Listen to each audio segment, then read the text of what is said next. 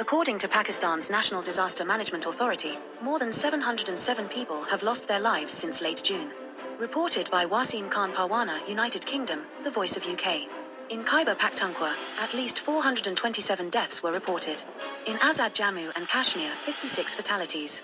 Punjab recorded 164 deaths, Sindh 29, Gilgit-Baltistan 34, and Islamabad 8.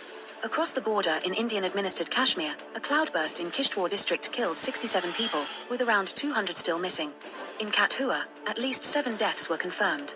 The floods also destroyed over 560 houses in Pakistan and damaged more than 1,600 others. Thousands of acres of farmland were washed away, livestock was lost, and roads, bridges, and shops were swept aside, particularly in Azad Kashmir where 76 homes and 33 shops were completely destroyed. Survivors face severe hardship. Many remain without shelter, clean drinking water, or medical aid. Reports from remote villages indicate delayed rescue operations and lack of timely government assistance. Experts point out that climate change is intensifying cloudbursts and flash floods in the Himalayan region. They warn that without urgent measures such as effective early warning systems, resilient infrastructure, and community-level preparedness, future disasters may cause even greater damage.